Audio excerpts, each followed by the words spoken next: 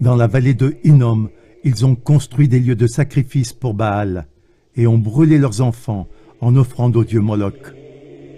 Ils ont offert leurs propres fils et filles en sacrifice aux démons. Jamais je ne leur ai ordonné une chose aussi abominable. Jamais je n'ai pensé qu'ils devaient s'enfoncer dans une si grande culpabilité. Car ces nations ont fait ce que l'Éternel a en horreur.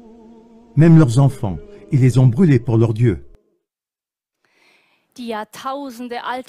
La pratique millénaire des sacrifices d'enfants pour Baal, Moloch et tous les dieux lucifériens condamnés dans la Bible se poursuit encore aujourd'hui. Dans le monde entier, de nombreuses victimes et témoins brisent le silence sur ce sombre secret qui s'accroche à notre terre, tel un cancer depuis des millénaires.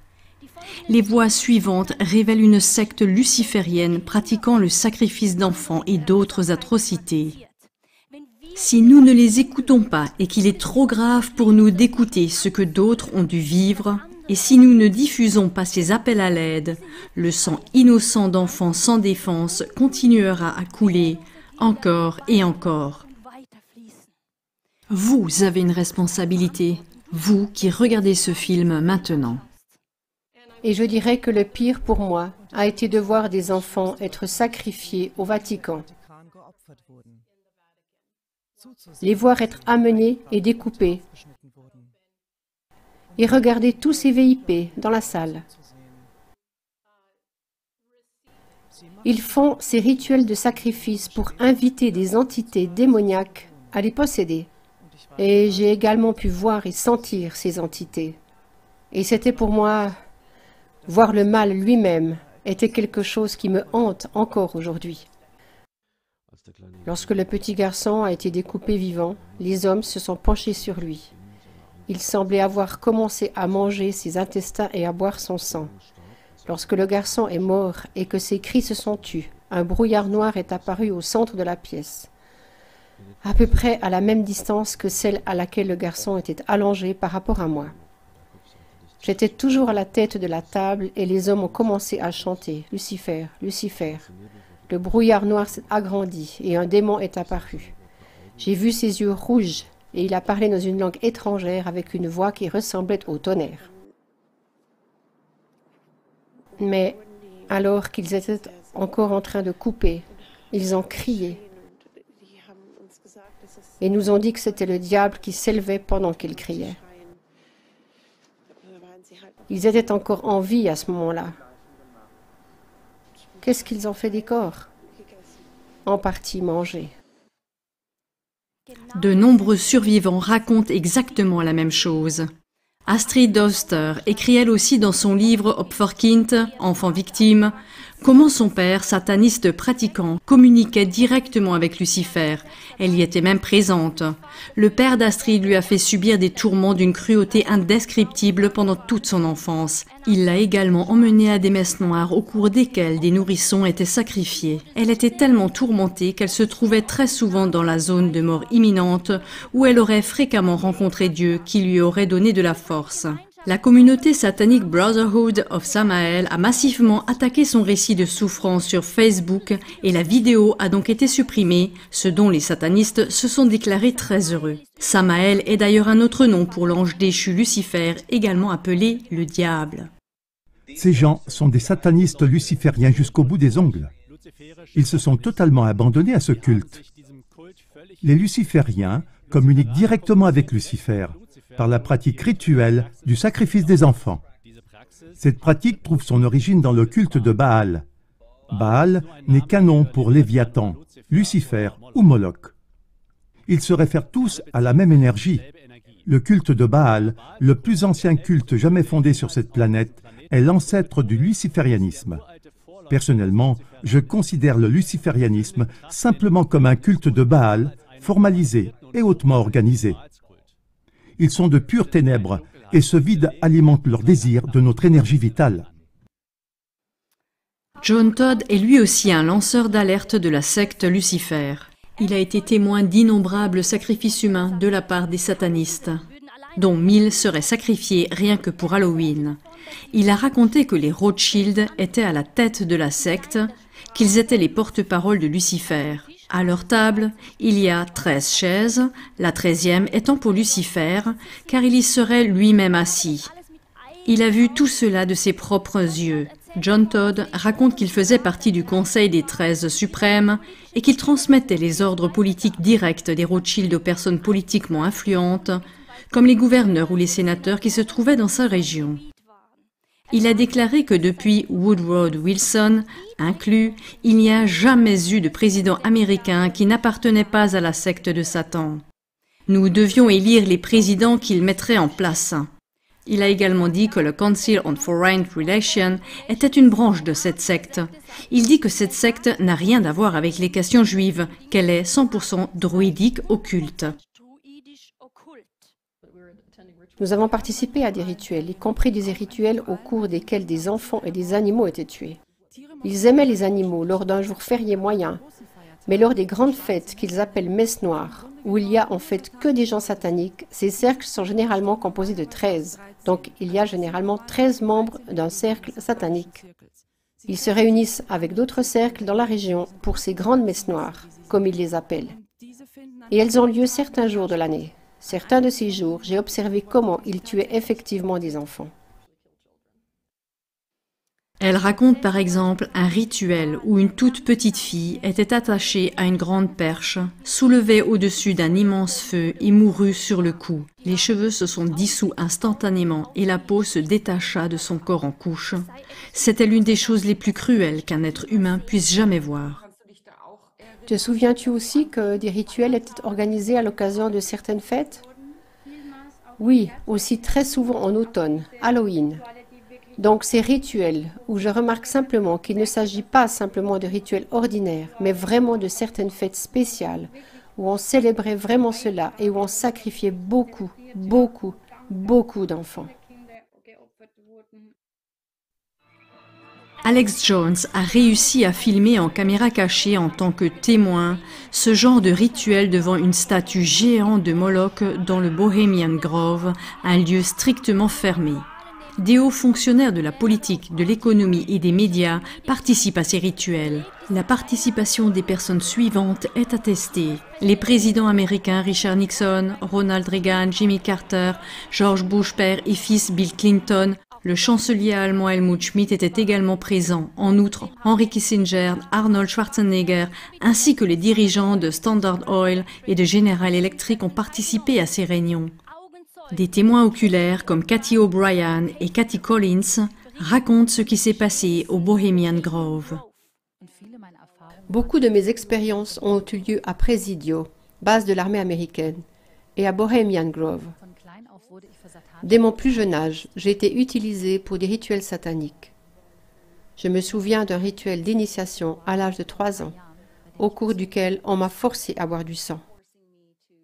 Et puis un incident au Bohemian Grove où j'ai été forcée d'assister au meurtre rituel d'un enfant. La survivante Cathy O'Brien raconte également de sacrifices humains sur le site de Bohemian Grove. Cette glorification de tout l'acte que l'on voyait là, ces gens dans leurs capuchons de moine et leurs robes rouges, qui pratiquaient cela religieusement pour la gloire de leur sauveur Satan. Les choses qui se sont ajoutées étaient les tueries et le cannibalisme. Des enfants ont été tués et le ton était « Si tu ne le fais pas, tu es mort ». Cette entité est alors venue à moi et j'ai dû tuer la petite fille. Un enfant tué!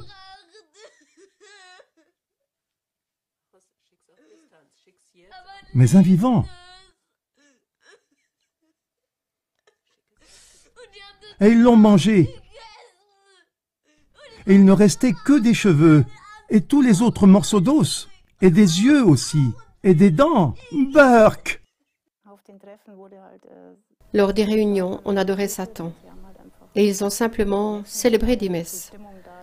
L'ambiance là-bas, c'est comme si le diable était vraiment dans la pièce. Et ils se tiennent en cercle. Et les visages étaient voilés. Ils ont des capes noires et des capuches. Et le murmure très comme un chant. Et ils ont tous adoré le diable dans la maison?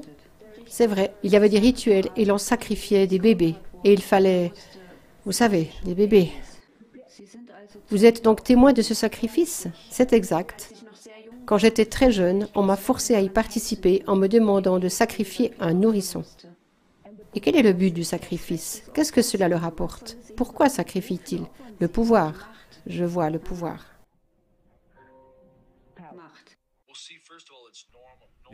On va voir, d'abord c'est normal, si on regarde l'Ancien Testament, Moloch et les Baals, ils veulent un bébé, les enfants. Cela m'a été expliqué par des satanistes, parce que c'est un niveau supérieur de blasphème.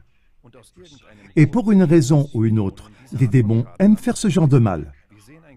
Nous regardons un enfant et nous voulons automatiquement le protéger, le sauver, le surveiller, peu importe ce qui est nécessaire.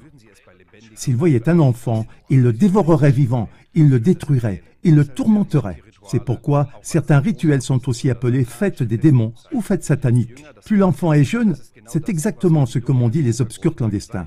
Plus c'est jeune, mieux c'est. Et nous ne les tuons jamais tout de suite. On fait durer la torture. Et pourquoi? Parce que nous devons faire monter les énergies, la terreur et la peur. Et ensuite, nous faisons couler un peu de sang petit à petit. Elle raconte d'une messe noire au cours de laquelle tout le monde s'est mis à chanter, à égorger et à éviscérer un bébé nouveau-né. Pendant ce temps, le grand-père de la victime récitait une prière à Satan. Cette victime raconte comment les satanistes ont rejoué la crucifixion de Jésus en suspendant à la croix un homme qui essayait de les sauver, elle et sa sœur.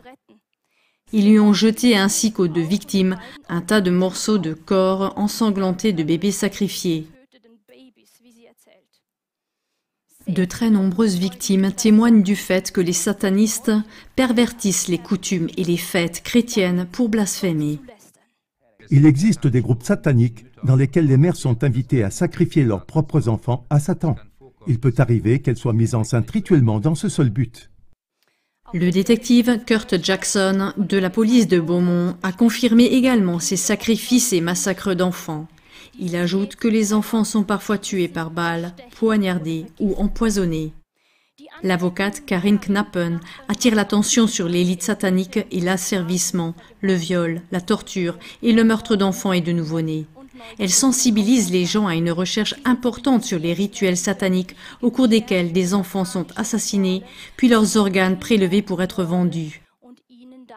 Il s'agit d'un commerce protégé de plusieurs milliards de dollars, affirme Karin Knappen.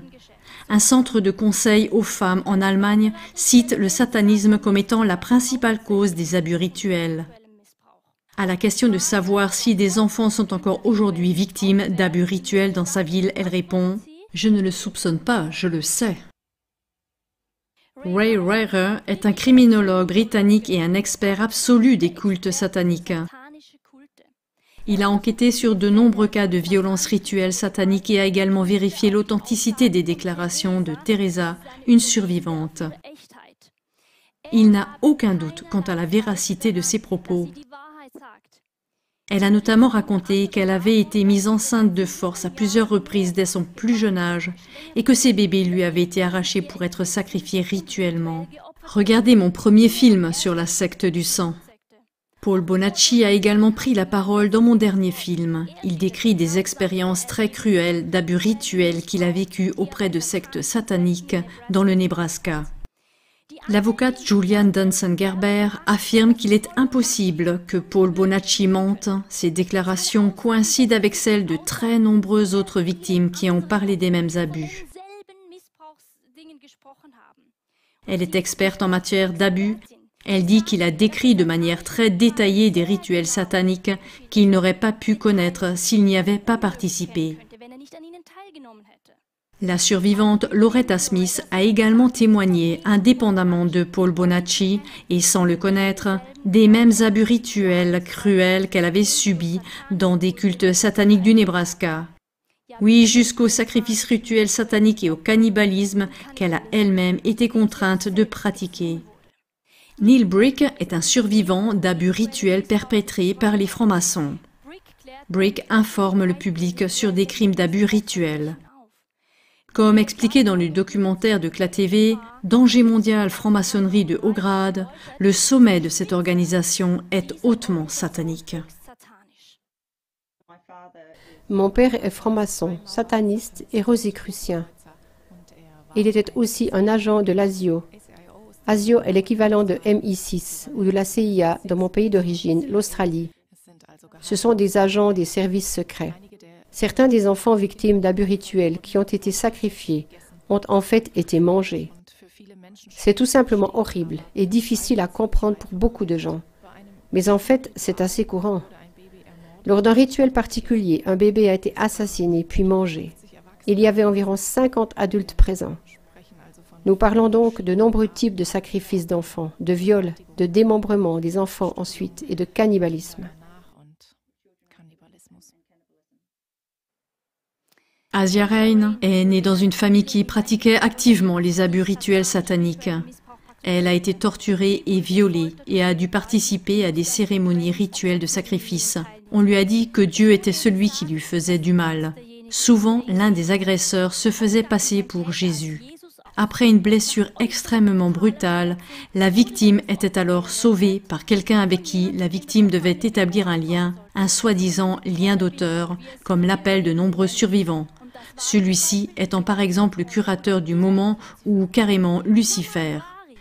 Jamal Bari a été vendu à un adepte de Lucifer qui l'a torturé et violé à l'extrême. Il parle d'une jeune fille qui a appris par cœur de nombreux versets de la Bible. Elle aurait été maltraitée et violée et on lui aurait murmuré à l'oreille « Je suis ton Seigneur Jésus ».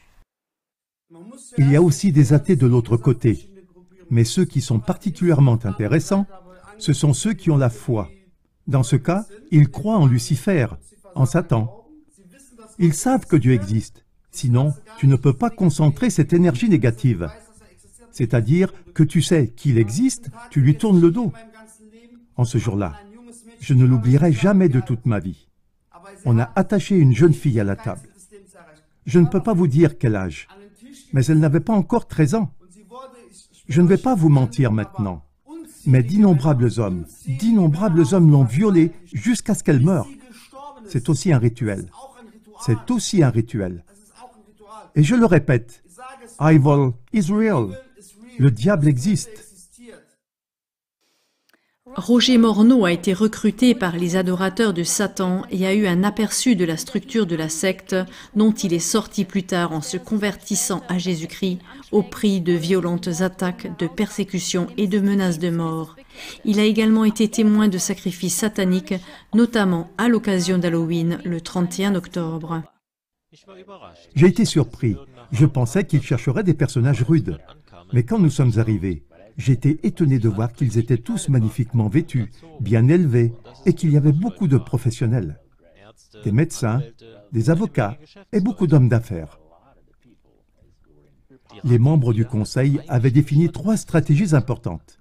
Premièrement, ils devaient faire en sorte que les gens ne croient pas à l'existence de Satan et de ses anges. Lucifer a dit que nous devions faire croire aux gens que Satan et ses anges noirs n'existaient pas. Une autre stratégie de la secte aurait été de détruire la Bible sans la brûler. Il a donc été décidé que Charles Darwin, qui était un membre haut placé de la secte satanique, établirait la théorie de l'évolution de sorte que la croyance en la Bible se dissoudrait d'elle-même. Selon Roger Morneau, Darwin jouissait du plus grand honneur dans le culte de Lucifer. Pourtant, c'est précisément la Bible, en tant que chronique historique maintes fois authentifiée, qui prouve que ces sacrifices de Moloch et de Baal ont lieu depuis déjà des milliers d'années.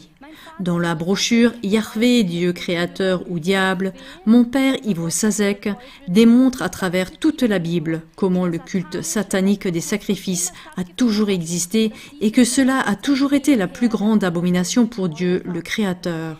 Dans ses publications, Svali, une survivante d'une secte, transmet des informations internes très importantes sur le déroulement du culte, lesquelles confirment les cultes idolâtres décrits dans la Bible. Par exemple, elle décrit le programme babylonien. Il s'agit d'apprendre à exécuter des offrandes et des rituels cruels pour les divinités Moloch, Astoros, Bel et Astote. Le programme égyptien enseigne les offrandes aux divinités Ra, Horus, Seth, etc. Il témoigne également de programmation druidique ou de Qbala, etc. Ce qui est commun à tous ces programmes, c'est la cruauté sans mesure de la torture et du meurtre, quel que soit le contexte idéologique. Certains survivants témoignent également de ces mêmes pratiques horribles sans qu'aucun arrière-plan idéologique n'apparaisse pour eux. La question qui se pose maintenant est la suivante. Peut-on vraiment croire en de telles déclarations? Cela semble totalement inconcevable. Ce qui est fou, c'est que les cercles criminels savent parfaitement que personne ne peut le croire parce que c'est incroyable. Le père d'Astrid Doster, le sataniste qui la torturait de manière si abjecte, lui a dit « Tu peux essayer de demander de l'aide, mais crois-moi, celui qui te croira n'est pas encore né. » Herbert Steiner, dit Herbie, qui a survécu aux tortures rituelles les plus cruelles et au viol, donne le même témoignage. En tant que victime de violences rituelles, j'ai moi aussi été impliqué dans des sacrifices d'animaux et d'êtres humains. On m'a toujours dit, n'en parle jamais à personne, car personne ne te croira. Ainsi, ces victimes, suppliciées à l'extrême, qui ont survécu de justesse, récoltent même les moqueries, le mépris et l'exclusion de notre société lorsqu'elles racontent ces horreurs. La survivante, Mary Knight, raconte par exemple comment elle a été placée dans un cercueil avec le corps de sa sœur bien-aimée et comment elle a ensuite dû regarder comment le corps de sa sœur a été mutilé sous ses yeux. Elle a même dû y participer elle-même. Des centaines de victimes témoignent aujourd'hui de tels rituels, mais Mary affirme que la plupart des survivants n'expliquent pas ces cruels abus rituels sataniques, car personne ne les croit.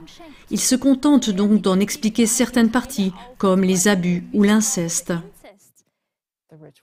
Les abus rituels sataniques sont la dernière chose dont les gens vont parler parce qu'ils disent simplement que nous sommes fous. Ils disent que nous, les survivants, sommes fous. Il n'y a rien de pire que de savoir que quelque chose de ce genre vous est arrivé et que la plupart des gens ne peuvent pas y croire. Et que le public, surtout les médias publics, vous présentent comme un fou, un menteur, un idiot. C'est aussi le pire pour Nathalie, qui se souvient entre autres de rituels sataniques dans des cabanes de chasse et de chasse à l'homme. Le fait de se sentir complètement abandonné parce qu'en tant que victime, on nous fait alors croire que tout cela n'est que le fruit de notre imagination et que nous avons une case en moins. Le satanisme existe dans notre pays comme ailleurs. Il est répugnant et maléfique. Il s'agit de meurtres, mais aussi d'abus sur des enfants. Et ce ne sont plus des plaisanteries. Il faut le combattre. Une des histoires tragiques que j'ai entendues était celle d'un enfant qui racontait ce qu'il avait vécu. Mais les adultes lui ont simplement dit de ne pas être ridicule, que ce genre de choses n'arrive pas dans ce pays. L'activiste des droits de l'homme, Gabi Wendland, s'exprime à ce sujet. Au premier abord, cela semble inconcevable, impensable et tout simplement impossible. Pourtant, ces victimes vivent parmi nous. Il peut y en avoir 100 000. Christophe Casetti, ancien chanoine de l'évêché de Münster, l'a résumé ainsi. Ce qui se passe dans ces cercles secrets dépasse notre imagination humaine en matière de mal. En conséquence, on le qualifie d'impossible. Ainsi, on ne croit pas ces victimes, car cela dépasse notre imagination. Mais avant qu'une victime n'en parle, elle a déjà risqué sa peau, car le secret est la règle d'or de la secte. Ce secret est imposé avec les pires menaces de mort. Arcanum en latin, le secret. La discipline arcanique m'impose de ne vraiment, mais alors vraiment pas du tout, parler de l'infrastructure du groupe à une personne extérieure, à un non-initié. Et le non-respect de la discipline arcanique est soumis à des menaces de sanctions martiales. Encore une fois, de manière banale, ils disent que si tu nous cafardes sous quelque forme que ce soit, tu seras éliminé. Parce qu'on dit aux enfants que si tu dis ça à tes parents, on va tuer tes parents. Moi, par exemple, on a fait ça en me montrant quelqu'un qu'on avait égorgé. Et quand tu vois ça et que tu vois qui est impliqué dans tout ça, tu as peur. La survivante Till Swan a été terrifiée quand elle était petite.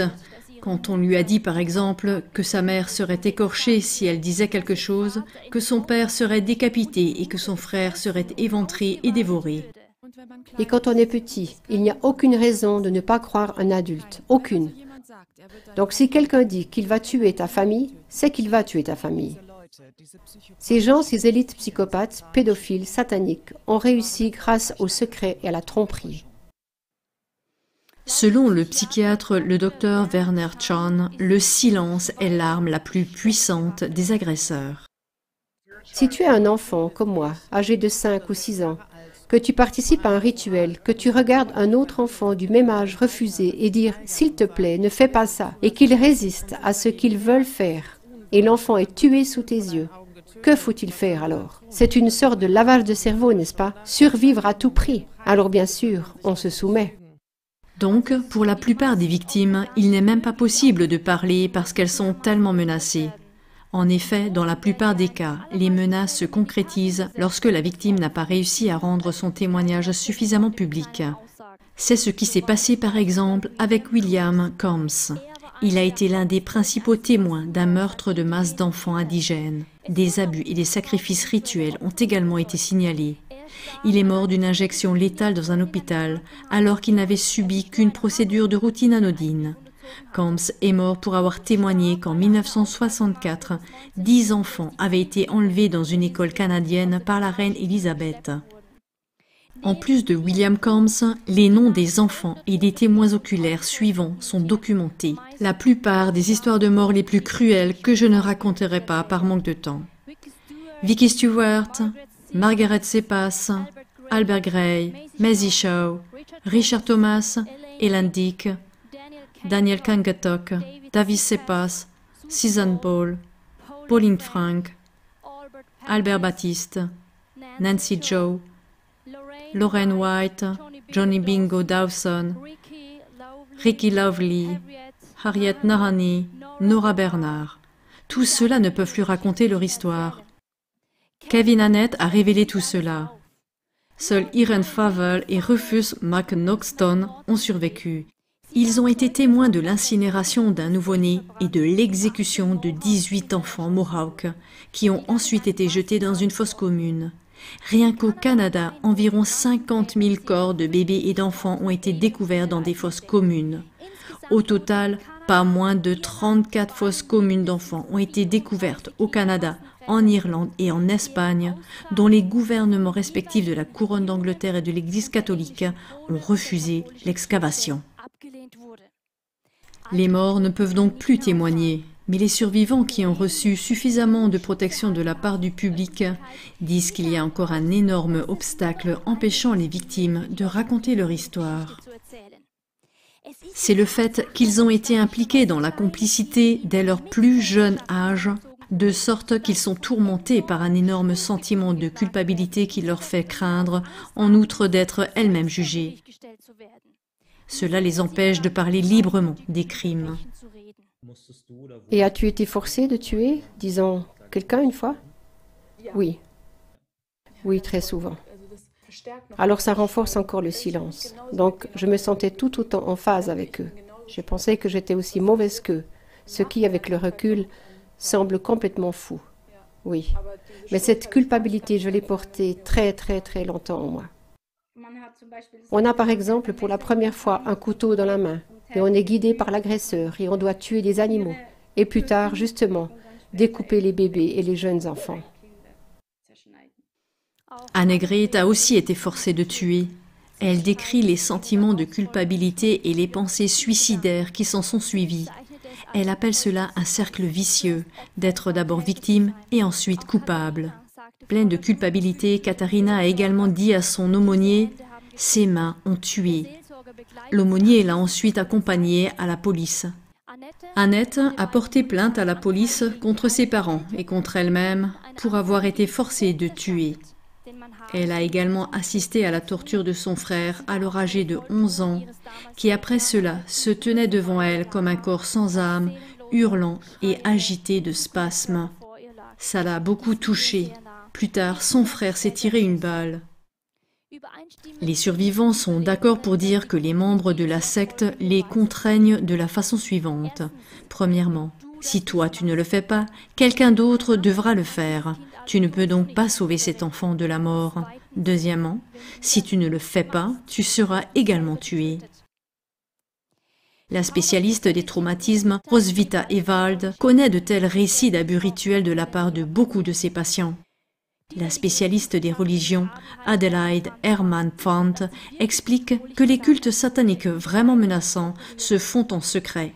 Brigitte Hahn, du diocèse de Münster, spécialiste des sectes et en particulier de la violence et rituels organisés, explique que quiconque veut se séparer du groupe sectaire est en danger de mort. Elle a accompagné pendant de nombreuses années des femmes qui voulaient sortir d'un culte satanique.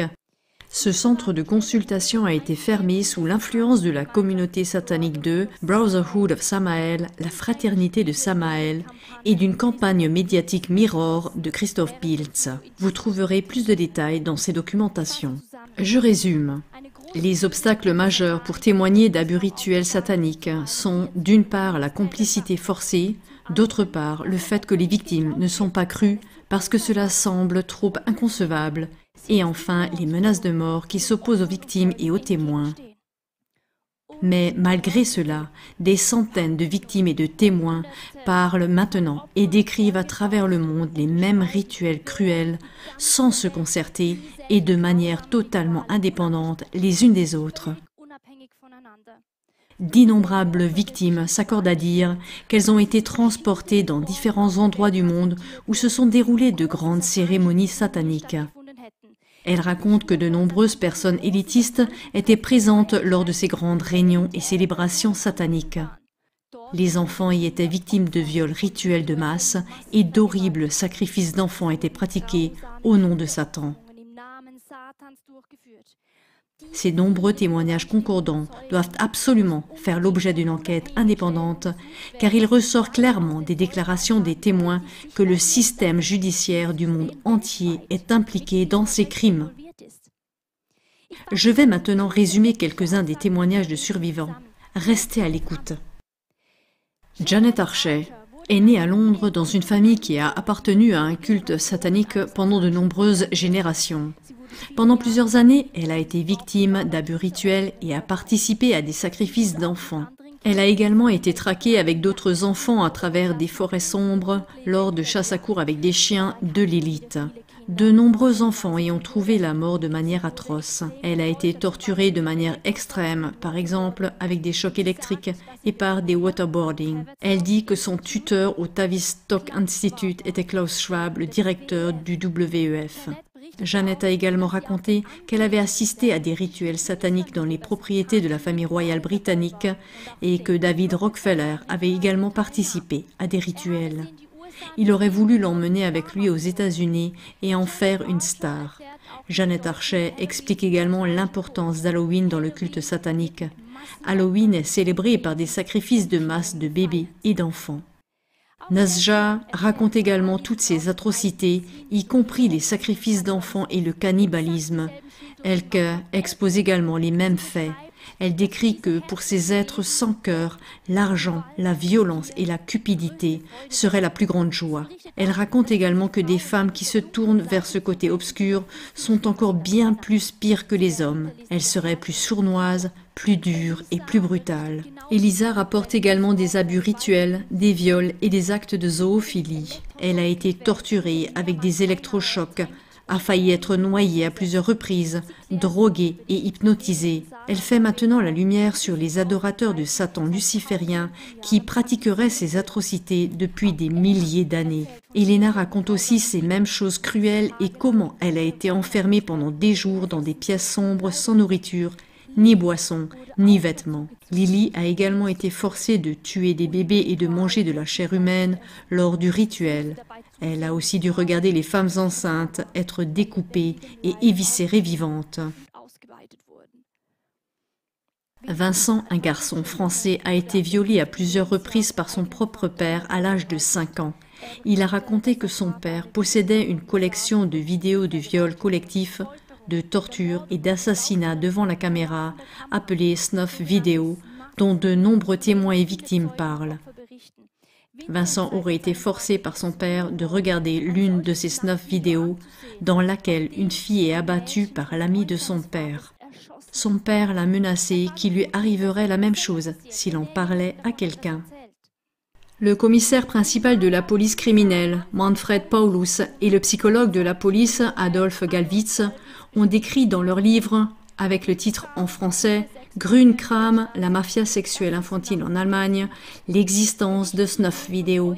Ils rapportent également des scènes de sexe enfantin extrêmement violentes, allant jusqu'au viol de bébés, ainsi que des relations sexuelles avec des enfants handicapés ou morts. Karine, victime d'abus, a reconnu le château de Wewelsburg en Westphalie comme lieu du crime. Elle parle d'un hôtel sur lequel son enfant, dont elle était enceinte de 6 mois, a été avorté, puis sacrifié. Maike et Léa ont également pu identifier le château de Wewelsburg comme le lieu de leurs terribles expériences de violence rituelle, y compris les traques à l'homme. Maike aurait été systématiquement abusée sexuellement dès son plus jeune âge et trimballée de main en main. Il ne s'agirait pas d'un seul agresseur, mais de centaines d'agresseurs. Elle décrit également des cages dans lesquelles des enfants étaient retenus prisonniers. Julia en parle également dans son interview sur la violence rituelle. Reich parle aussi d'abus rituels, notamment au château de Wewelsburg, mais également dans de nombreux autres pays. La famille de Reich adorait le diable.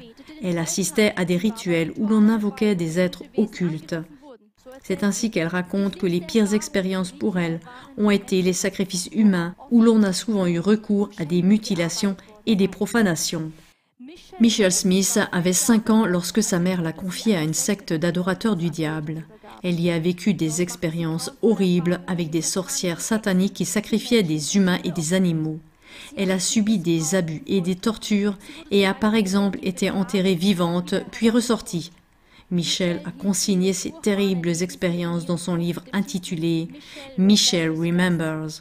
Suite à la publication de son livre, beaucoup d'autres victimes se sont manifestées. Franz Towns a survécu à des abus rituels sataniques et à des tortures extrêmes. Ses parents faisaient partie d'un culte satanique à Toronto et l'ont vendue à l'âge de 3 ans pour 600 000 $.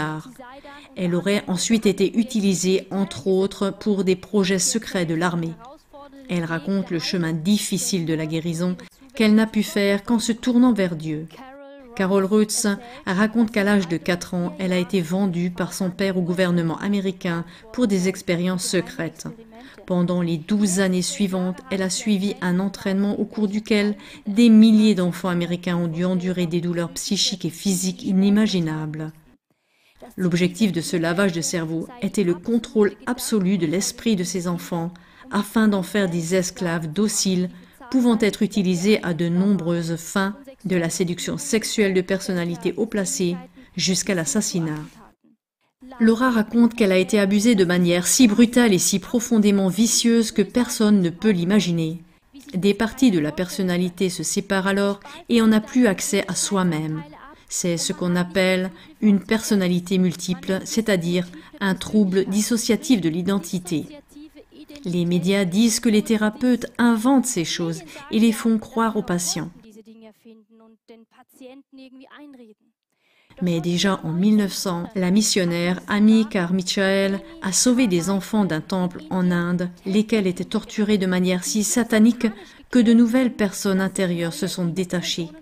Il s'agit donc d'un témoin d'une époque où les thérapeutes n'existaient pas encore. Karine est convaincue que de nombreuses personnes dans les cliniques ayant été diagnostiquées comme schizophrènes ou comme syndrome borderline sont en réalité des victimes de violences rituelles. Il est remarquable dans ce contexte que Gabriella Hager, accusée par sa fille d'être l'auteur d'atrocités rituelles sataniques, qualifie cette dernière de schizophrène. Gabriella Hager peut désormais être à peu près sûre que personne n'enquêtera pour savoir si elle commet vraiment des crimes sataniques, puisque sa fille est maintenant considérée comme étant incapable de discernement. Marie témoigne également des monstruosités sataniques dans une émission de ZDF, par exemple que des membres ont été coupés à des petits-enfants et des bébés.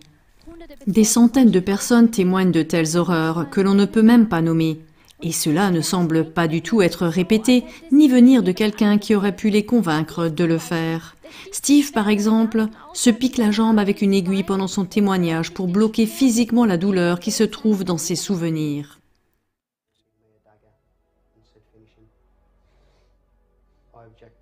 On m'a alors tendu un poignard en me disant « Achève-le ». J'ai refusé, mais j'avais alors le couteau sous la gorge. Je savais que si je ne le faisais pas, j'allais y passer. Je les poignardais à la gorge, mais ça ne leur suffisait pas. Je devais continuer, continuer, continuer. Kaya a été victime d'abus rituels sataniques dès l'âge de 4 ans. Elle parle d'églises et de châteaux, d'hôtels dans des pièces sombres, de personnes vêtues de vêtements sombres. Elle aurait été mise enceinte pour la première fois à l'âge de 11 ans, mais l'accouchement aurait été déclenché bien avant la fin de la durée normale de la grossesse. Elle aurait ensuite été contrainte de prendre la vie de son propre enfant, puis un rituel cannibale aurait eu lieu.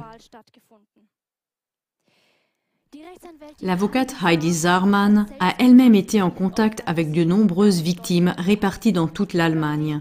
Indépendamment les unes des autres, elles ont toutes décrit des schémas très similaires de leurs abus rituels. C'est pourquoi elle considère les rapports comme authentiques.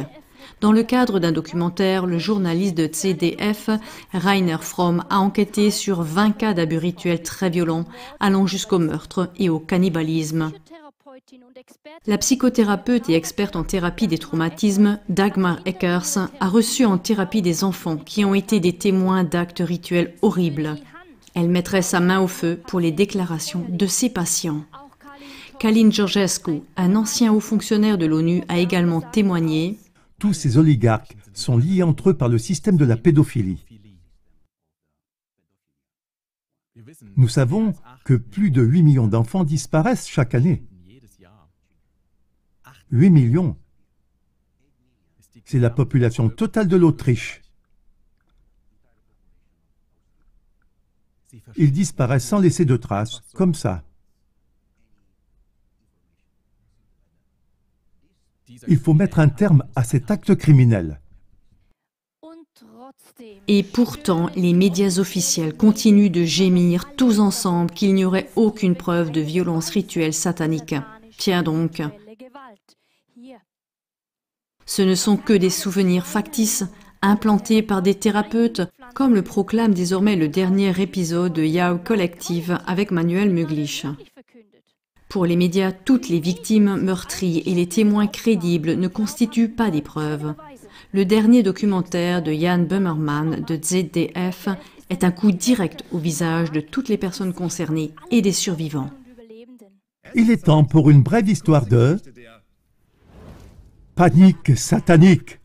Ha ha ha ha ha ha ha ha ha ha ha. Mais aucune preuve d'un réseau sataniste.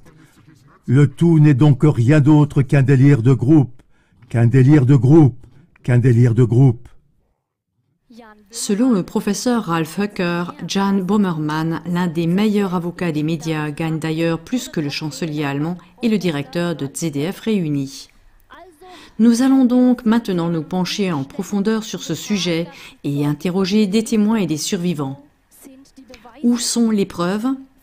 Commençons par les cicatrices, les marques au fer rouge et autres marquages. J'ai été marquée quand j'étais petite avec un petit tatouage en forme d'étoile sur mon doigt. Il a été apposé par le cercle des revendeurs. Cela permettait de savoir auquel de ces réseaux j'appartenais. Les professeurs l'ont vu, mais n'ont jamais remis en question le genre de tatouage qu'une fille de 12 ans avait là. Encore un mot sur Coco Burzman. Elle parle de ses abus rituels et de la torture. Sa sœur a été tuée lors d'une tentative d'évasion. Elle-même a réussi à s'échapper à l'âge de 15 ans. Lucie, victime d'abus, a elle aussi de nombreuses cicatrices, de coupures et de brûlures. Tout comme Isabelle, elle a plus de 700 cicatrices sur son corps et 15 membres clairement fracturés. Elle aurait été suspendue, la tête en bas, violée, battue et aurait reçu des coups de couteau dans le dos. Sa famille était fortement impliquée dans les abus rituels sataniques. Elle raconte des choses atroces sur ces abus rituels. Par exemple, sa tête a été coincée entre des blocs de bois. Lounis, une survivante, a également des cicatrices et des marques sur le corps. Mais comment nos faiseurs d'opinion traitent-ils de telles preuves? Dans un film hollywoodien très élaboré, il est dit que la victime voulait simplement attirer l'attention et qu'elle s'est infligée elle-même cette douloureuse brûlure de la croix satanique retournée. Il s'agit d'une histoire vraie dans laquelle une jeune fille a démantelé tout un cercle satanique autour de sa famille avec des descriptions exactes des rituels et des cérémonies telles qu'elles sont décrites à l'identique par des centaines de témoins et de survivants dans le monde entier. À la fin du film hollywoodien, l'enquêteur avance la thèse grossière que la jeune fille n'aurait imaginé tout cela que pour se débarrasser de sa famille. Les tortures, les photos, les sacrifices, tout cela serait purement imaginaire. Les souvenirs identiques du père, du frère et de la grand-mère seraient des constructions mentales déclenchées par la jeune fille et l'enquêteur qui, dans un premier temps, l'avaient également cru. Je demande à la survivante Lounis, qu'est-ce que tu penses du fait qu'on vous a fait croire à l'abus rituel ou que vous l'avez inventé? Permettez-moi de vous dire brièvement que je ne suis pas une victime de thérapeute. J'ai été victime d'abus sexuels massifs et de violences depuis ma plus tendre enfance. Un point, c'est tout. Et ce vécu, ces sentiments, cette pression intérieure massive, ces symptômes, ces pensées intrusives, ce ne sont pas des choses qu'un thérapeute soi-disant croyant aux conspirations nous aurait fait croire ou pourrait nous faire croire. Car pour cela, il faut des méthodes importantes qui n'ont pas lieu dans une thérapie. Si ceux qui remettent en question ce type de violence écoutaient vraiment les personnes concernées, ils remarqueraient par exemple à quel point il est difficile d'obtenir un soutien sur de tels sujets. Combien il est difficile pour les thérapeutes de s'engager avec des personnes concernées comme nous. Combien de thérapeutes dans notre recherche de thérapeutes disent alors « Non, ça va trop loin pour moi, je ne peux pas supporter ça ». J'ai encore une question à te poser. Que dis-tu au sujet de l'absence de preuves de violence rituelle? J'en suis la preuve. Mes souvenirs, dont personne ne m'a suggéré l'existence, en sont la preuve. Je suis un témoin vivant et une victime de cette violence et je ne tire aucun bénéfice à le faire savoir à aucun niveau de ma vie. Les conséquences de la violence sont tout simplement trop graves. Le combat que l'on mène, comme nous le faisons aujourd'hui pour que les gens s'y intéressent, est bien trop grand. Et les centres d'accueil et les personnes qui aident sont tout simplement trop peu nombreux pour que l'on puisse générer de plus en plus d'attention. Maintenant, nous voulons demander à d'autres survivants. Pourquoi n'y a-t-il apparemment aucune preuve des abus rituels attestés partout et de tous les sacrifices? Parce qu'il y a une raison pour laquelle le FBI n'enquête pas sur ces cas. Il y a une raison pour laquelle il n'y a pas de preuves, parce que les personnes haut placées à la CIA, au FBI, dans les services de police ont de nombreuses possibilités de faire disparaître ces preuves et d'entrer dans les services médicaux spécialisés pour détruire tout type de preuves. La police, le FBI, la CIA, tous les bureaux du gouvernement fédéral, les entreprises, les avocats, les médecins, les ingénieurs, les directeurs d'école, les babysitters, ils sont tous dans une grande société secrète nauséabonde.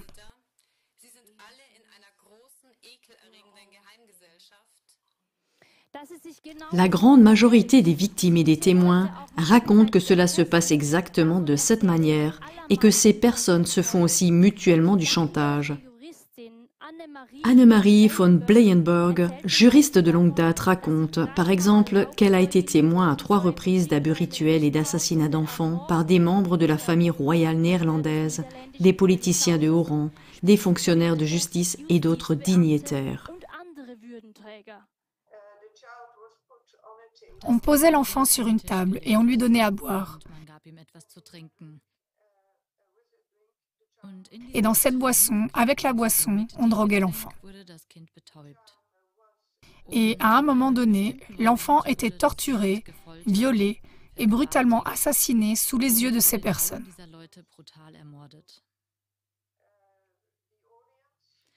Le public était rassemblé autour de Johann Friso, le prince Johann Friso, le 2e fils de la reine Béatrix.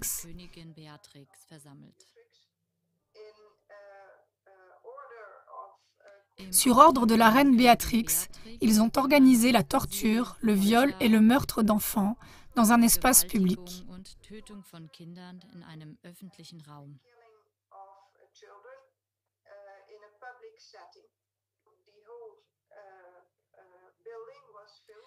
Tout le bâtiment était rempli de gens très importants des Pays-Bas, des ministres, des officiers supérieurs et toutes sortes de personnes que les criminels pouvaient prendre en photo pour faire chanter ces gens et en tirer des avantages criminels.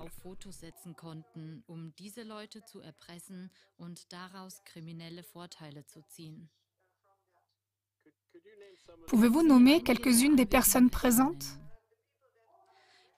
Les personnes que j'ai reconnues là-bas étaient par exemple le prince Johann Friso, son psychiatre permanent, Gus Parot-Dumont. J'ai reconnu Mabel Weiss-Smith. Elle était là avec un homme bien âgé. Je crois que c'était George Soros. J'ai reconnu Donner, ancien ministre du ministère de la Justice, aujourd'hui vice-président des Pays-Bas.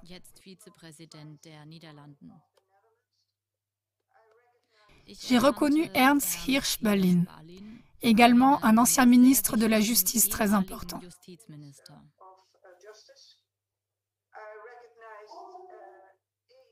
J'ai reconnu Erik von den Emster, qui a été pendant des années le chef de tous les juges aux Pays-Bas.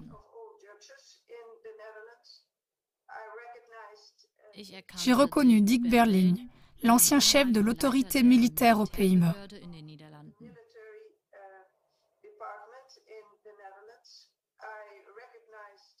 J'ai reconnu un journaliste très important, Gerlof Leistra, de la revue Elsevier. J'ai reconnu Carla Herradus. Elle est également présidente du tribunal d'Amsterdam, une juge. J'ai reconnu Mark Rutte. Il est actuellement Premier ministre des Pays-Bas. J'ai reconnu Geert Wilders. Il est actuellement le président du parti politique PVV au Parlement néerlandais. Chaque fois qu'on m'a amené là-bas, il y avait environ 50 personnes. J'y ai été amené 3 fois. Chaque fois, j'ai vu qu'un enfant était tué,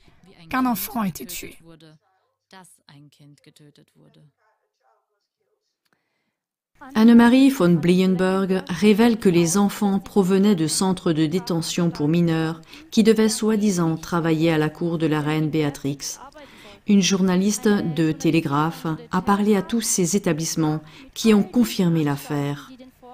Le personnel de ces centres de détention pour mineurs serait devenu méfiant car il n'avait plus jamais entendu parler de ces enfants. Anne-Marie a parlé à tous les policiers et fonctionnaires de justice qu'elle a pu trouver, y compris à Interpol. Elle s'est rendue au tribunal pour obtenir une condamnation.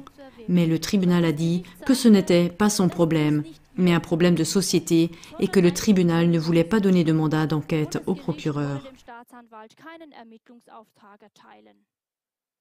Regina Louf est un témoin important dans l'affaire Dutroux. Elle est tombée enceinte à plusieurs reprises suite aux abus rituels sataniques qu'elle a subis depuis l'âge de 13 ans et a vu ses bébés sacrifiés rituellement.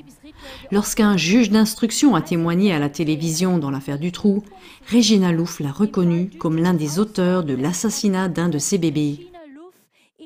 Elle a également reconnu plus tard de nombreux auteurs du réseau pédocriminel sur des photos de journaux et à la télévision. Selon ses déclarations, les auteurs pervers et cruels étaient tous des membres hautement honorables de la société, notamment des juges, des hommes politiques, des avocats, des managers, des industriels, etc. La police a établi un lien avec le groupe satanique Abrasax. 27 témoins oculaires ont perdu la vie dans l'affaire Dutroux. L'ancien chef de l'Office national de la police criminelle, Uwe Kranz, témoigne des réseaux de pédophilie jusqu'au plus haut niveau. Il affirme que dans tous les cas importants qui ont été identifiés, comme par exemple celui de Dutroux, ils ont toujours été réduits à des prétendus cas isolés. Dans certains cas, jusqu'à 1400 autres criminels ont été identifiés issus des classes sociales les plus élevées, qui s'en sont tous sortis indemnes. Le docteur Dorothée Atoul, pédiatre, témoigne sous serment des pires abus sur enfants, les plus pervers perpétrés par des juges et des procureurs. Les victimes les plus fréquentes sont les enfants en bas âge et les bébés. L'infiltration des coupables jusqu'au plus haut cercle et aux tribunaux, maintes fois attestés, expliquerait effectivement le fait qu'il y ait si peu de preuves reconnues par l'État et consultables par les autorités. Chuck Swindoll témoigne que tous les secteurs du pouvoir sur Terre sont impliqués dans les sacrifices lucifériens d'enfants. Toutes les victimes qui ne se connaissent pas entre elles en témoignent également. Karina raconte par exemple que les coupables dans sa famille étaient tous des militaires de haut rang et des fonctionnaires du gouvernement, toute une lignée qui peut être retracée loin dans le temps. Elle a assisté à des cérémonies et des rituels sacrificiels des plus cruels qu'il serait impossible de décrire en détail.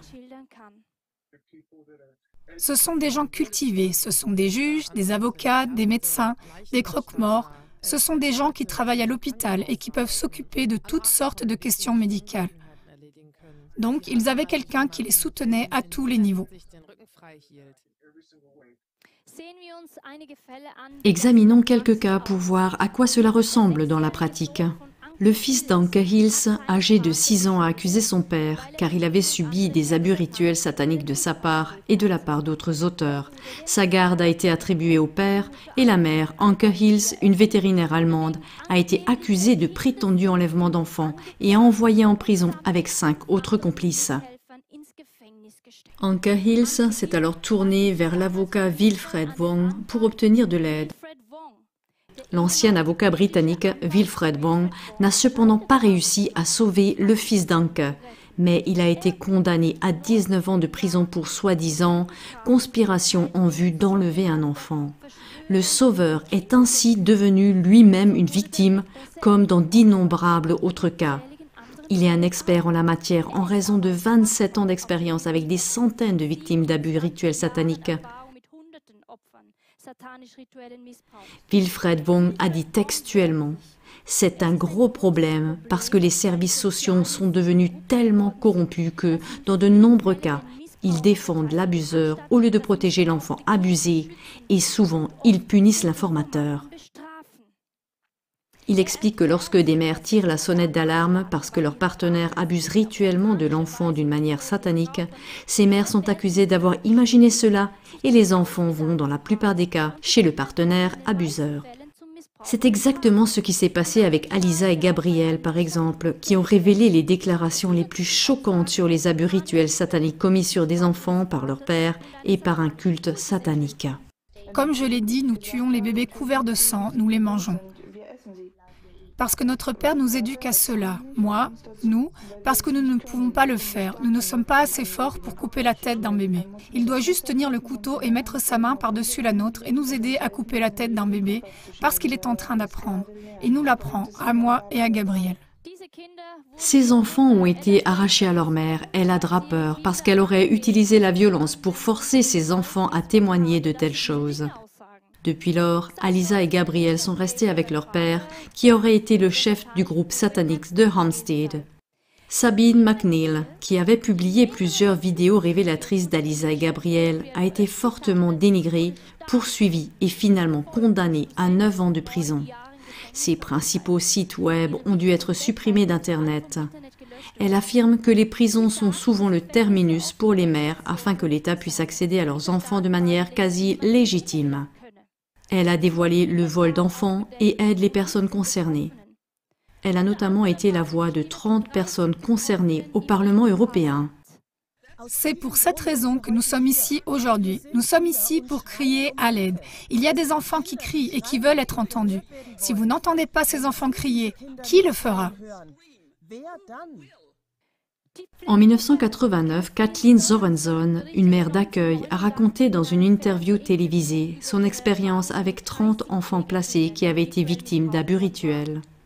Peu après, elle est morte dans un mystérieux accident de voiture lorsqu'un véhicule venant en sens inverse a changé de voie sans raison et l'a percutée. Son témoignage pèse lourd. Et ces gens croient que plus la victime est innocente, plus la mort est cruelle, plus on est proche du moment de la mort, plus la magie est libérée et plus ils reçoivent de pouvoirs spirituels. La psychothérapeute Sandra Fecht de l'Ontario a reçu plusieurs dizaines de victimes de violences rituelles sataniques dans le cadre de sa thérapie et en a parlé publiquement. L'une des victimes était issue d'une famille élitiste. Sandra Fecht a été attaquée par des avocats très coûteux et a perdu sa licence de psychothérapeute. Elle a perdu 80 000 $ canadiens en frais d'avocat. Larissa Boutnariu de Roumanie a porté plainte contre son abuseur auprès de la police, mais celle-ci a aidé l'abuseur. Elle évoque les réseaux entre ces abuseurs pédophiles et les tribunaux, la police et les politiciens de haut rang. Elle a vécu ces expériences non seulement en Roumanie, mais aussi en Allemagne et en Italie. Justine, victime d'abus, a également dénoncé son agresseur et raconte que la juge a acquitté le pédophile. Et ce, bien que l'expertise psychologique ait établi que l'histoire était vraie. Lena Jensen, victime d'abus, décrit la même expérience avec les tribunaux, que les auteurs ont été aidés jusqu'à ce que la procédure soit abandonnée. Le cofondateur de Wikipédia, Larry Sanger, affirme que les pédophiles dominent le monde et que les médias et les tribunaux protègent les auteurs. Cette expérience a également été vécue par Andrea d'Allemagne, qui a déposé une plainte pénale pour abus rituels. Je cite. Pour crimes contre l'humanité, notamment meurtre, incitation au meurtre, défloration violente, abus sexuels et rituels, pédophilie, pornographie infantile, lésions corporelles jusqu'à leur réanimation, torture par waterboarding, électrocution, fracture, cannibalisme, y compris cannibalisme forcé, etc.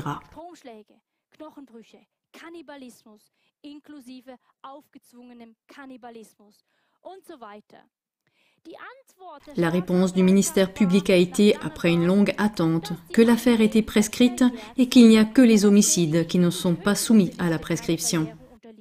Toutefois, Andrea avait porté plainte pour assassinat.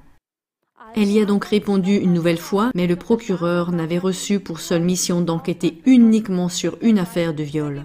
Toute la longue liste de dénonciations de crimes rituels a été purement et simplement ignorée. Mais il y a encore un autre problème, c'est que la violence rituelle n'est pas condamnée en tant que telle par la justice, car cette notion de violence rituelle n'existe tout simplement pas encore dans la justice. De nombreuses autres victimes témoignent du vaste réseau d'acteurs magouilleurs élitistes. Par exemple, la survivante, Angela Power Disney, originaire d'Irlande, aurait été victime d'abus rituels de la part de personnalités de haut rang, les auteurs étant issus de la haute hiérarchie militaire. Depuis, elle publie des cas d'abus rituels sataniques et a récemment reçu l'ordre de la justice anglaise d'y mettre fin. La dernière intimidation en date est un email prétendument de la police irlandaise lui demandant d'arrêter ses investigations. La question qui se pose ici est la suivante. Qu'est-ce qui est le plus grave? Le crime en lui-même ou sa dissimulation? Ali Carter, une survivante américaine, cite quelques auteurs célèbres de ces crimes atroces. Barack Obama, Michelle Obama, Joe Biden, le chanteur Steven Tyler, Beyoncé, l'acteur John Travolta, le musicien Akon et les rappeurs Too Short et Kid Cudi. Elle pourrait énumérer de tels noms toute la journée. Elle a été vendue plusieurs fois à Joe Biden. Elle a été violée, battue, poursuivie, traquée et torturée. Elle a également été témoin du sacrifice d'enfants pour Satan. D'après ses expériences, l'Association américaine de protection de l'enfance, CPS, commerce avec des enfants. La police fait également partie de loges maçonniques, les policiers sont eux-mêmes impliqués et couvrent les criminels. La soi-disant alerte d'enlèvement d'enfants appelée Amber Alert appartient au Rothschild et à John Podesta qui a été impliqué dans le scandale des pédophiles Pizzagate. C'est étouffé par le FBI local, c'est étouffé par leur service de police local. Il y a beaucoup de gens qui font le commerce d'enfants pour les manger sous terre, les battre et les violer. Oui, il y en a des millions comme moi, il y en a des millions qui sont plus mal lotis que moi. Elle aurait été précipitée vers de nombreuses célébrités et entraînée dans les milieux festifs d'Hollywood. Selon elle, ces personnes seraient sataniques et adoreraient le diable. Parle de la manière dont les stars vendent leur âme à Satan et que beaucoup parmi eux à Hollywood seraient des satanistes. Il le montre aussi publiquement avec des symboles sataniques comme par exemple la chanteuse Sia ou Katy Perry. Le producteur de films hollywoodien John Paul Rice dit que les 6 groupes de médias les plus puissants du monde seraient tous impliqués dans le trafic d'enfants. Pour lui, ce serait un système d'abus d'enfants dans lequel nous vivons depuis très longtemps. Ces gens à la télévision qui nous sourient, nous racontent des histoires et nous fournissent des informations sont ceux qui nous cachent tout cela. Nous serions confrontés à une crise dans la gestion de nos institutions bancaires, de nos groupes de médias, de l'industrie du divertissement à Hollywood et de l'industrie musicale. Si l'on voit de jeunes stars comme Britney Spears ou Amanda Bynes faire une dépression nerveuse, c'est parce qu'elles sont abusées sexuellement et trimballées comme des bonbons. Le documentaire Hunter the Pizzagate révèle que Walt Disney aurait rejoint la franc-maçonnerie en 1920 et reçu, 11 ans plus tard, la distinction honorifique du 33e degré de la franc-maçonnerie. Il a créé à Disneyland un club exclusif réservé uniquement aux francs-maçons, le Club 33. L'ancien vice-président de Disney, Michael Laney, a été condamné pour abus sexuels sur des enfants, tout comme le directeur de l'édition musicale, John Haley. Les anciens enfants stars, Ricky Garcia, Jordan Pruitt et Bella Thorne, auraient tous porté des accusations d'abus sexuels contre Disney. Le cascadeur hollywoodien Mike Smith a déclaré qu'il avait trouvé Dieu en réalisant que le monde luciférien et occulte était effectivement réel. Il parle de l'énorme influence de Disney et de la manière dont ce petit groupe de personnes contrôle le contenu que nous voyons sur toutes les chaînes. Selon lui, les directeurs des plus grands studios de cinéma sont en communication directe avec le gouvernement. Le réalisateur de films d'action et cascadeur hollywoodien, Brad Martin, confirme ces liens et a quitté le monde du cinéma par acquis de conscience. Le lanceur d'alerte de la CIA, Kevin Sipp, a témoigné que la CIA payait les journalistes des grands médias pour des histoires truquées et que, pour réussir à Hollywood, il fallait rejoindre l'occulte. Lorsqu'il était policier, il y avait de nombreux cas d'abus sataniques dans les lycées, les collèges, au gouvernement et à Hollywood. Le lanceur d'alerte de la CIA raconte qu'un officier de haut rang de l'Agence de sécurité nationale, Michael Aquino, était un sataniste pratiquant qui dirigeait un réseau de pédophiles.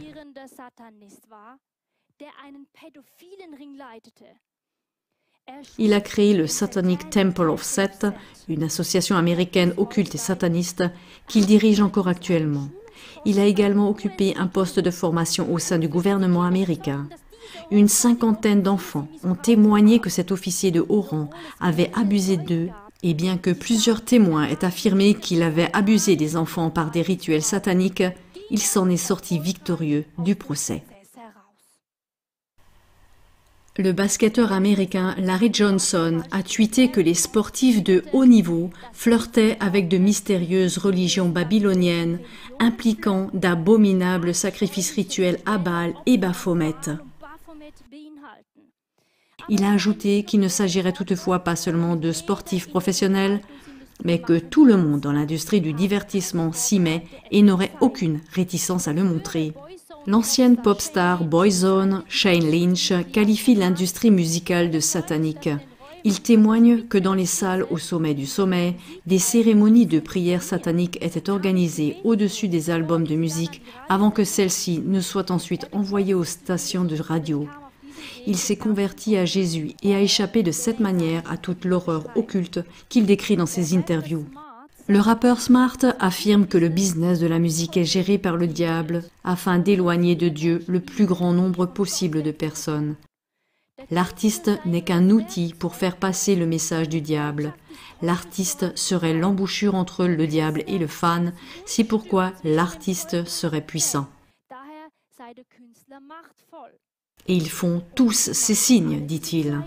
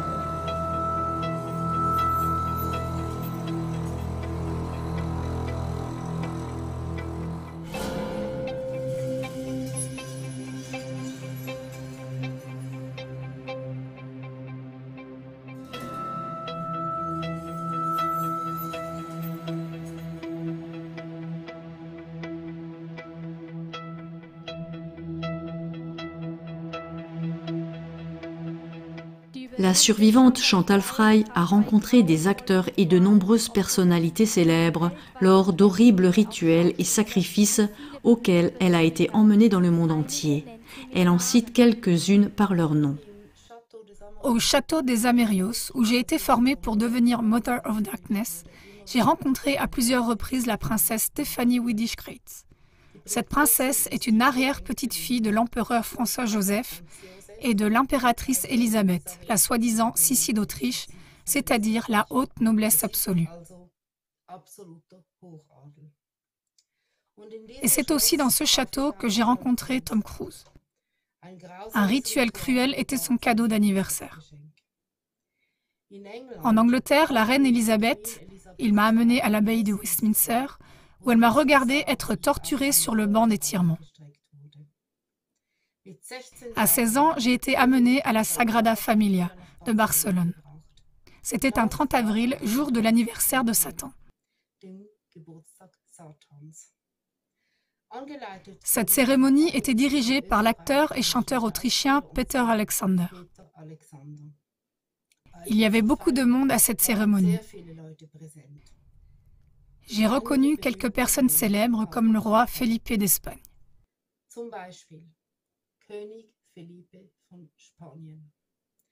Le rugbyman français Serge Blanco, l'acteur Gérard Depardieu et les trois ténors Placido Domingo, Luciano Pavarotti et José Carreras.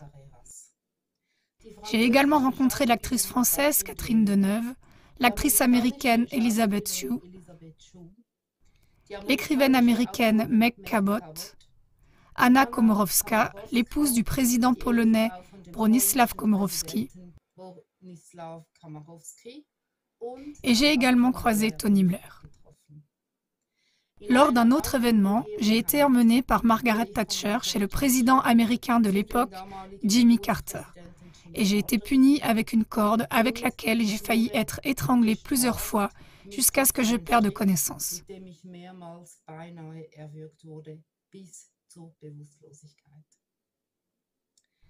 À l'âge de 4 ou 5 ans, j'ai rencontré Bill Clinton lors d'une fête.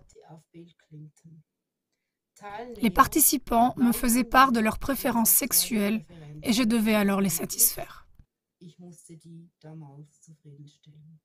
Le journaliste américain Paul Rodriguez, nominé pour le prix Pulitzer, a révélé les fêtes extravagantes de l'élite de Washington DC et avec des call boys mineurs dont certains ont également été victimes d'abus rituels sataniques, de tortures et même de meurtres atroces. L'enquête a identifié comme clients plusieurs initiés de la Maison-Blanche, des membres de l'armée, des fonctionnaires du gouvernement, des officiers de l'armée américaine résidents locaux, des hommes d'affaires, des avocats, des banquiers, des membres du Congrès et des membres de grandes institutions médiatiques. L'enquête de Paul Rodriguez s'est arrêtée après que toutes les preuves ont été soit classées par les services de renseignement, soit bloquées dans la bureaucratie. Troy Bonner et Alyssa Owens ont témoigné des centaines de soirées au cours desquelles elles et d'autres victimes ont été abusées par le politicien local Larry King et d'autres hommes célèbres. Les principaux acteurs auraient été avant tout le chef de la police Robert Wadman et l'éditeur du journal Harold Anderson. Par diverses tentatives d'intimidation, le FBI a menacé Troy Bonner pour qu'il garde le silence sur son histoire.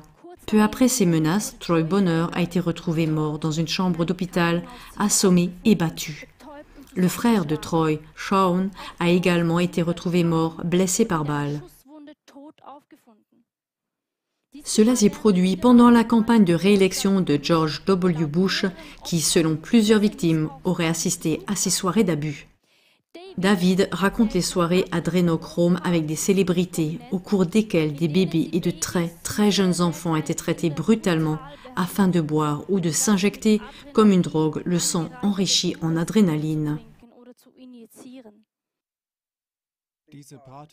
Ces soirées avaient souvent lieu dans de grandes maisons. Il y avait beaucoup de gens célèbres. Je veux dire, j'ai vu des nobles, des politiciens, des gens célèbres, toutes sortes de gens.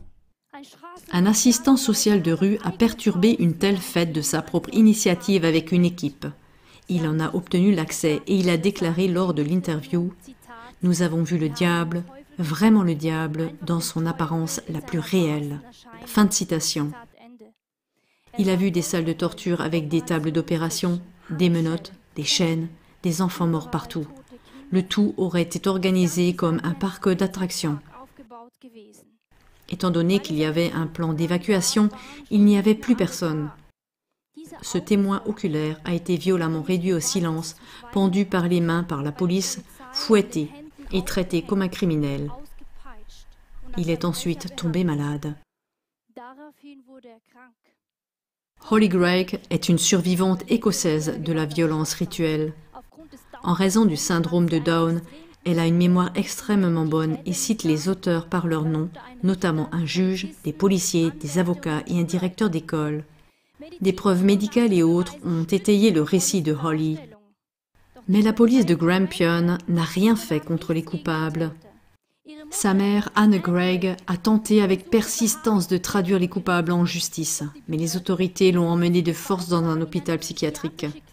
L'oncle de Holly Greig a été assassiné parce qu'il voulait la protéger. La doctoresse Catherine Horton, physicienne de renom, qualifie la police de bouclier pour le crime organisé. Elle-même témoigne qu'elle a été vendue dans des pays européens aux États-Unis comme esclave en vue de torture et de mutilation dans le cadre d'un trafic brutal d'êtres humains. Aujourd'hui, elle révèle ses crimes et les structures criminelles. Par exemple, les enquêtes menées par l'agent de la police judiciaire John Wadger sur la pédocriminalité et le trafic d'enfants auraient été bloquées au plus haut niveau de la police par Bernard Hogan Howe. Après le scandale de Jimmy Savile, Howe a été chef de la police dans de nombreux endroits et a occupé les plus hautes fonctions. Durant son mandat, plusieurs célébrités arrêtées ont été libérées sous caution sans avoir été inculpées.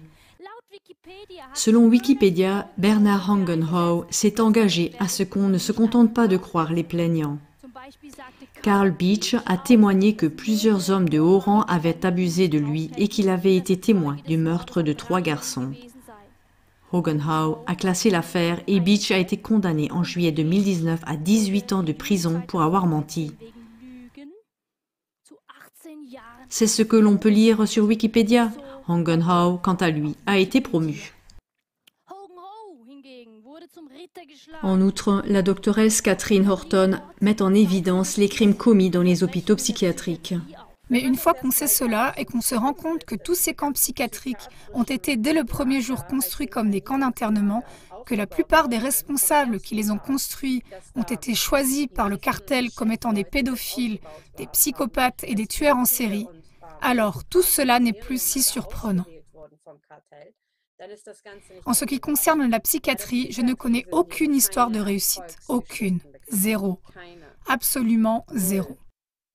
Il est également de notoriété publique que les témoins gênants sont souvent catalogués comme fous et qu'ils disparaissent dans des hôpitaux psychiatriques. C'est ce que confirme le Dr Reinhard Kurz, qui, depuis des années, sensibilise la Société britannique de psychologie aux abus rituels sataniques. Nathalie Augustina était un mannequin néerlandais dans les années 1980. Elle a été internée dans un hôpital psychiatrique pour avoir révélé la dépravation des Illuminati. Nathalie parle de centaines de milliers de filles et de garçons qui auraient été systématiquement violés par les gouvernements royaux, politiques et militaires. Ils ont été emmenés à des fêtes de riches où ils ont été violés sur une scène. Nathalie raconte comment certains enfants ont été violés et torturés à mort par l'élite et comment tout a été filmé.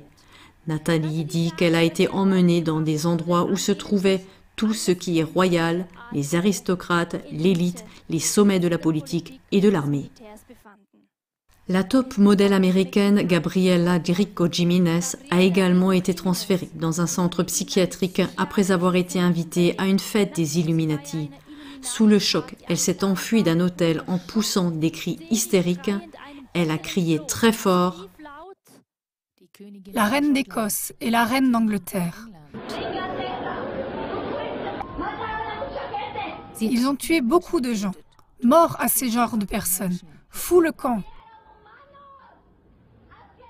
Ils ont mangé des personnes. C'est dégoûtant. Ils ont mangé des personnes. Je n'étais au courant de rien. Je veux dire, des meurtres, oui. Mais ils ont mangé des personnes. Des personnes. Cette odeur de chair humaine. Ils ne m'emmèneront nulle part tant que ce ne sera pas réglé. Ils ne m'emmèneront pas avec eux. Ils m'ont emmené là-bas pour qu'ils puissent prendre une photo de moi, pour que je... Non, laissez-moi partir. Elle a été ensuite emmenée et on n'a plus jamais entendu parler d'elle. Elle a également accusé Carlos Slim d'être au courant. Il est l'un des hommes les plus riches au monde. Léonie a également été hospitalisée en psychiatrie. La clinique privée a noté que ses parents appartenaient à une secte sataniste. Elle a été conçue pour cette secte. Des rituels de zoophilie et de nombreuses autres atrocités ont été consignés. Il a également été noté qu'elle devait blesser des enfants et tuer des nourrissons pour se sentir coupable. Après son séjour en psychiatrie, elle nie soudainement tout et dit que sa thérapeute en traumatologie lui a fait croire à tout cela en raison d'un fort délire de conspiration. Rien de tout cela ne serait vrai. La télévision suisse SRF a consacré un documentaire entier à Léonie. Les autres victimes, qui témoignaient des mêmes horreurs, n'ont même pas été consultées. Elles ont juste été ridiculisées dans le documentaire Satanic Panic 1. Après une tempête d'indignation et une très grande critique des téléspectateurs à l'encontre de SRF et du journaliste Robin Riemann, étant donné qu'aucune des victimes n'a pu s'exprimer, seules des soi-disant victimes anonymes ont été photographiées dans un autre reportage dont les propos ont été répétés par une porte-parole de SRF. Elles disent par exemple que le thérapeute les a persuadées et que c'est ainsi qu'elles sont devenues victimes ou que cela n'a pas eu lieu, etc. On ne voit donc pas de visage et on n'entend même pas une voix réelle. On ne peut donc rien vérifier de tout cela. Aucune des victimes bien connues d'abus rituels sataniques n'a eu droit à la parole sur SRF. Et maintenant, chers téléspectateurs, nous voulons laisser la parole à une survivante qui révèle des informations explosives sur SRF. Petra a survécu avec peine aux abus rituels et aux tortures extrêmes d'une loge Illuminati. On y célébrait des rituels occultes. Ils torturaient des bébés, des enfants et des animaux, les violaient ou les sacrifiaient afin d'entretenir des relations avec le monde des démons et des divinités.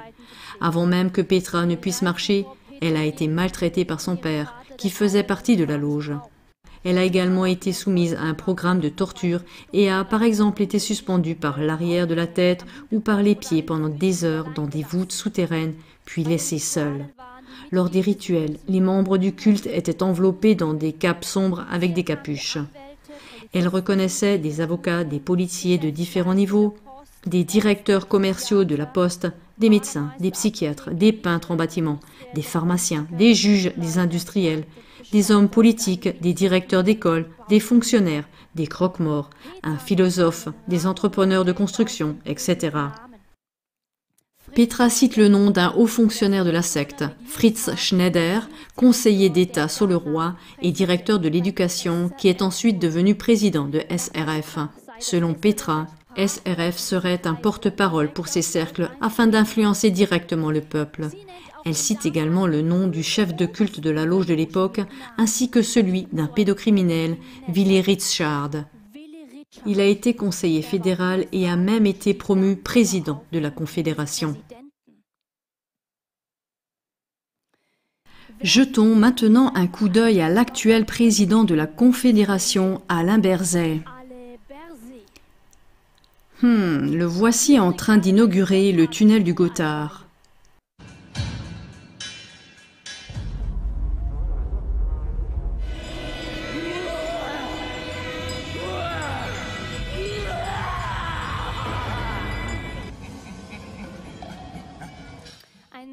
Un spectacle satanique tout le long. Qu'est-ce que cela a à voir avec l'ouverture d'un tunnel ? Ou quel est le rapport avec les valeurs suisses ?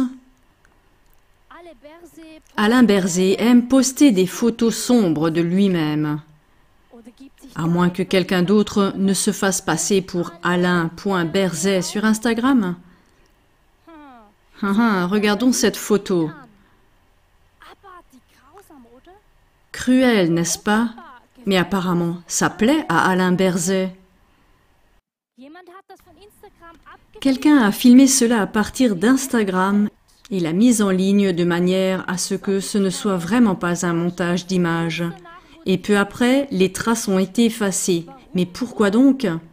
Quelqu'un pourrait-il se pencher sur cette question? Cette chaîne Instagram nommée Alain Berset a liké des images horribles. Il s'agit d'une galerie d'images totalement aberrantes, avec des atrocités extrêmes, des mutilations et du sang que je ne peux pas montrer ici. Un homme juste ne peut absolument pas supporter cela. Alain Berset semble apprécier ce genre d'images aberrantes. Ici, notre président de la Confédération fait le signe satanique bien connu des 2 cornes du diable. Selon les médias, cela ne représenterait soudain plus qu'une offensive fourchette à frites? Dans le contexte de ces déviances, ça fait vraiment penser aux cornes du diable et non à une fourchette à frites.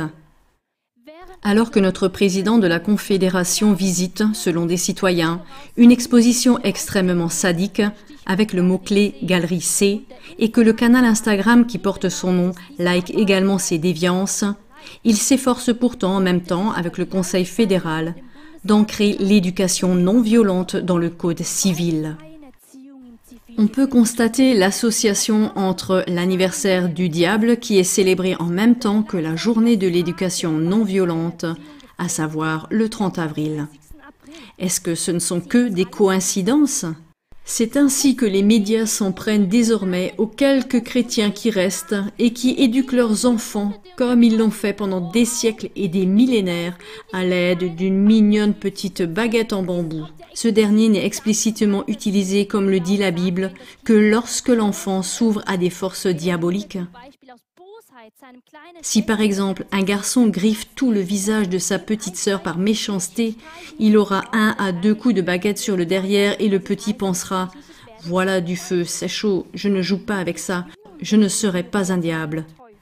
Mais notre gouvernement veut probablement des petits diables, car ils sont plus faciles à corrompre, comme le décrit le docteur Catherine Horton de manière impressionnante. Dans ce système, ceux qui n'ont plus de scrupules ni de conscience vont très haut. Les personnes sincères et intègres sont généralement bloquées dans les rangs inférieurs. Ainsi, les médias présentent par exemple mon père, Ivo Sazek, comme un méchant, vilain gourou de la fessée et s'en prennent maintenant aussi à la fabrique de chocolat Lederach et à son école chrétienne. Mais comment les médias ont-ils parlé de cet homme par exemple? En 2011, Yves Roche a tiré à bout portant dans la poitrine de son ex-petite amie avec une arbalète et a été condamné à 3 ans de prison. Il avait déjà été condamné auparavant pour vol et démagogie. Lorsqu'il a menacé 4 policiers avec une arme et les a désarmés en 2020 dans la Forêt-Noire, les médias l'ont célébré à travers tout le pays comme le Rambo de la Forêt-Noire, le nouveau Robin des Bois et le coureur des bois d'Oppenau. Lors de son arrestation, il a blessé un policier d'un coup de hache. Comment se fait-il que les médias fassent tout un battage autour d'un tel individu? Nathalie, alors âgée de 8 ans, est victime d'abus et de tortures rituelles sataniques cruelles de la part de son propre père et d'un vaste réseau autour de lui, a reconnu cet Yves Roche comme étant son agresseur et l'ami de son père. Elle a décrit avec précision comment Yves Roche vivait dans une cabane dans les bois avant que cela ne soit rendu public dans les médias. En plus d'Yves Roche, Nathalie a également reconnu d'autres personnes qui ont participé aux rituels sataniques cruels et aux mises à mort. Le cas Nathalie est connu en Suisse depuis l'automne 2019 grâce à des articles de presse. Selon Nathalie, il existe d'innombrables systèmes de tunnels souterrains dont seuls les initiés ont connaissance.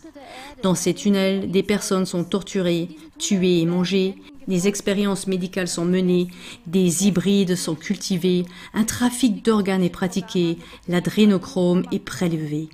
Satan y serait adoré.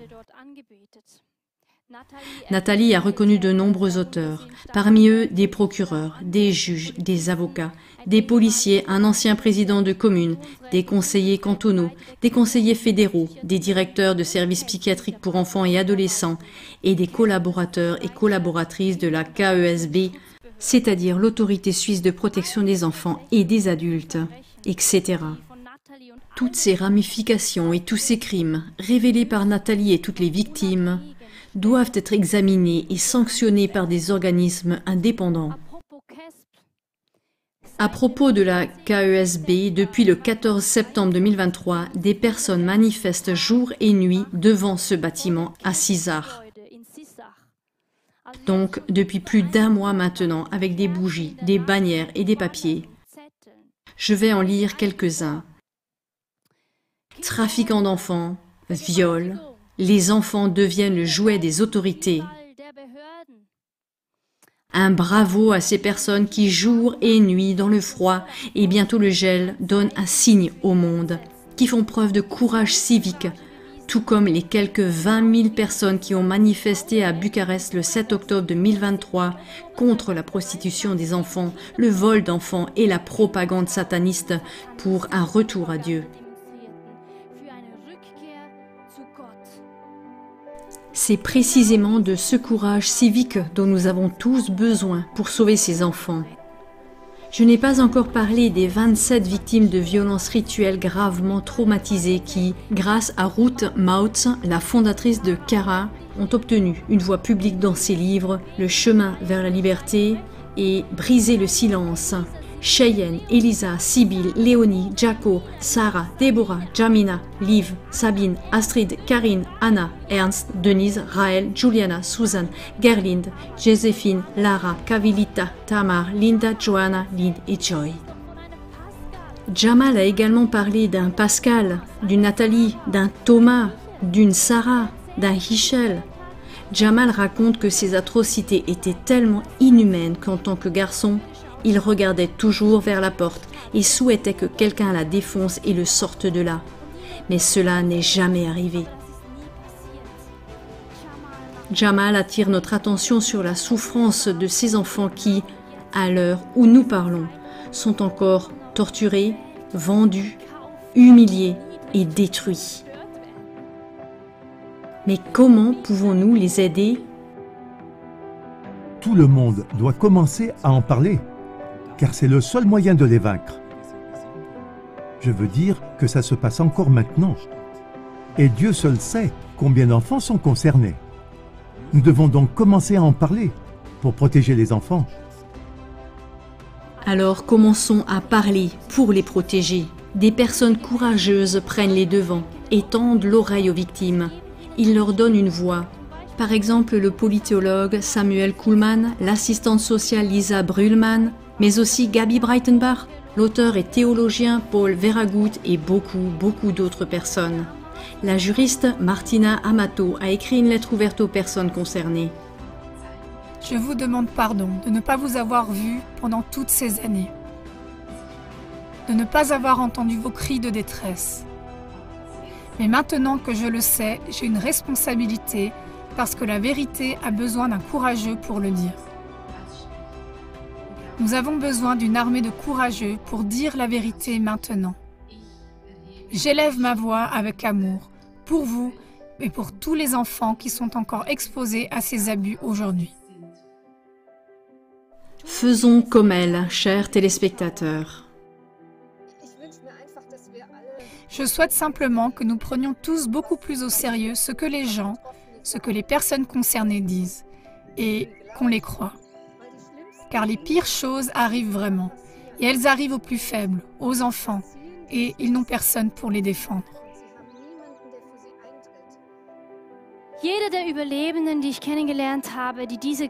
Tous les survivants que j'ai rencontrés et qui témoignent de ces atrocités ont pour motivation de sauver les enfants qui doivent encore vivre ça actuellement, au moment même où vous regardez cette vidéo. Ici, 2 petits-enfants sont sauvés d'un camion à Londres. J'ai pleuré en regardant cette vidéo.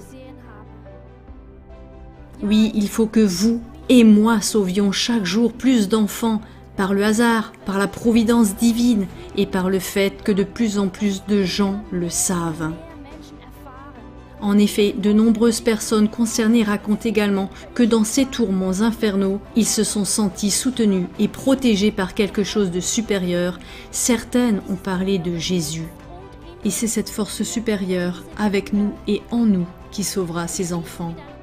Je terminerai par un appel de Joy qui a elle-même été victime de violences rituelles. Elle nous invite tous ainsi, crie si tu peux, crie pour les personnes concernées, que les sourds l'entendent, crie si tu peux, crie.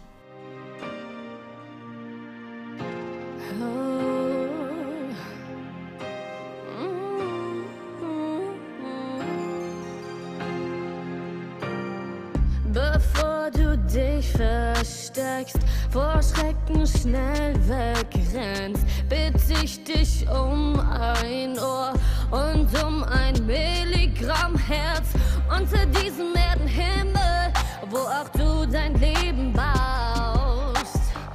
Gibt es täglich Mord an Kindern, rituellen Missbrauch zuhauf. Versetz dich mal in diese Rolle. Keiner da, der dich befreit. Was würdest du am meisten wollen, dass jemand für dich schreit? Schrei für all die Betroffenen.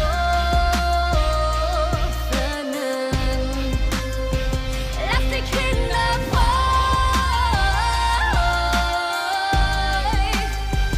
die auf Rettung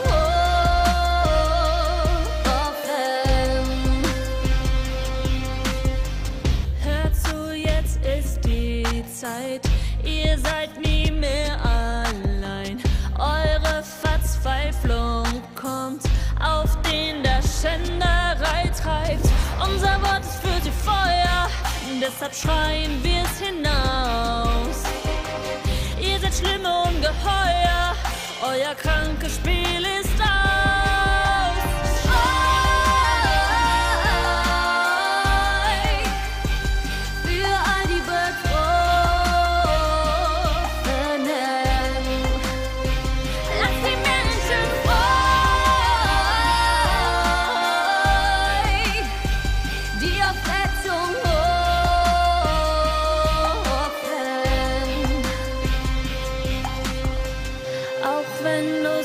Sehen willst, verschließ die Augen nicht, denn es ist unser Job, nur durch uns wird's hier Licht.